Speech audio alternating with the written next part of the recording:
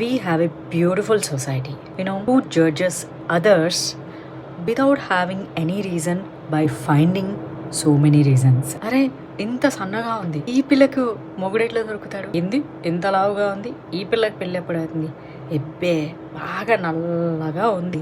అబ్బో ఈ పిల్ల చాలా పొడుగ్గా ఉంది, బా ఇంత పొట్టిగా ఉంది ఏంటి, అరే ఈ పిల్ల టైట్ జీన్స్ వేసుకుంటుంది, ఓ మై గాడ్ చిన్న చిన్న మిడ్డీలు వేసుకుంటుంది, అబ్బా అప్పలమ్మలాగా ఎప్పుడు చీర కట్టుకునే తిరుగుతూ ఉంటుంది, అమ్మో 30 క్రాస్ అయ్యాయి ఇంకా పెళ్ళి కాలేదా, ఓ మై గాడ్ ఏంది పెళ్ళయ్యి 5-6 సంవత్సరాలైంది ఇంకా పిల్లలు పుట్టలేదా, వామ్మో అరే కొత్తగా పెళ్ళైందా చూద్దాంలే ఎన్ని రోజులు కలిగి ఉంటుందో మొగుడుతో, మరి విడాకులు అయిపోయాయా అనుకున్నా, అది ఎవరినో ఒకరిని తగులుకొని విడాకులు ఇచ్చేసింది అనుకున్నాను, అది బరి తెగించింది ఏంటి,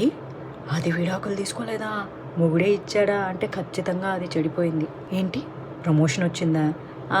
బాస్ని పట్టేసే ఉంటుందిలే, ఏంటి ఎప్పుడు చూసినా ఇంట్లోనే ఉంటుందా, ఎవడో ఒకడు ఉంటాడు మెయింటైన్ చేయడానికి, ఎంత అందంగా ఉంది, ఎవడో ఒకరిని పటాయించి ఉండదా, యావరేజ్ వాళ్ళు ఎవడో ఉన్న పటాయిస్తున్నారు, చదువుకోలేదా ఎవడు చేసుకుంటాడు, ఓ ఇంత చదువుకుంటే ఆమె గంటే మళ్ళీ ఎక్కువ చదువుకున్న వాళ్ళని తీసుకొని రావాలి, అరే మరి 10th క్లాస్ ఇంటర్మీడియట్ చదువుకుంటే పెళ్ళి ఎలా అవుతుంది, అవ్వదు, మొగుడు కంటే జీతం ఎక్కువగా ఉందా, ఇంకా మొగుడు మాటలు ఏమింటుంది ఏంటి, అంత తక్కువ శాలరీనా, ఈ రోజుల్లో అంత తక్కువ శాలరీ ఉంటే ఎవడొచ్చి చేసుకుంటాడు, అబ్బా అంత ఆస్తుందంటే అహంకారం కూడా ఎక్కువే ఉంటుంది, ఏంటి అసలు ఆస్తే లేదా, అబ్బా కష్టమే ఎవడు చేసుకుంటాడు, సమాజం ఎప్పుడు ఆడదాన్ని జడ్జ్ చేస్తూనే ఉంటుంది, ఆడదాన్ని ఎప్పుడు గౌరవిస్తారో తెలుసా, కేవలం ఒక ఉమెన్స్ డే రోజు మాత్రమే, రాబోతుంది కదా 8వ తారీఖు ఈ ఆదివారము, ఇంకా అసలు ప్రపంచంలో ఎక్కడ లేని రెస్పెక్ట్ ఆ ఒక్క రోజు మాత్రమే వస్తుంది, ఆ తర్వాత మాత్రం జడ్జ్మెంట్స్, ఈ అన్ని జడ్జ్మెంట్స్ని నేను రిసీవ్ చేసుకున్నదాన్ని అంతే,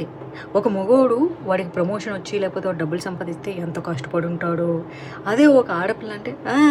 ఎవరినో గోకింటుంది, ఎవరినో సెట్ చేసుకొని ఉంటుంది, అంటే ఎండ్ ఆఫ్ ద డే సగం మంది ఆడోళ్ళు సగం మంది మగోళ్ళు, అసలు ఆ ఆడదానికి తనకంటూ ఒక స్వేచ్ఛ స్వతంత్రం ఇండిపెండెన్స్ ఒక బ్రెయిన్ ఉంది, తనకు కూడా ఓ టాలెంట్ ఉంది, మళ్ళీ తీసుకెళ్ళి మగాడికే లింక్ పెడతారు, ఎవరినో ఉంచుకుంటేనే తప్ప సంపాదించగలిగే కేపబిలిటీ లేదని అదే ఆడదాన్ని సమాజంలో తొక్కేస్తారు,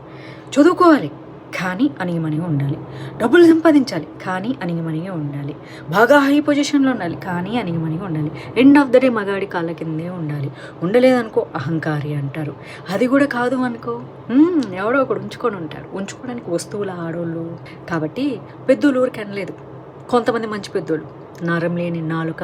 40 రకాలుగా మాట్లాడుతుందని, యు డై మీ సావు మీరు సావండి, ఎందుకంటే మీరు అలాగూ నా అభివృద్ధిలోనూ నా కష్టంలోనూ లేకపోతే నా సమస్యల్లోనూ 1% అయినా ఎప్పుడైనా పాల్పంచుకున్న మొహాల, సో మీరనే మాటలకి నేను భయపడి వెనక్కి తగ్గితే నాకు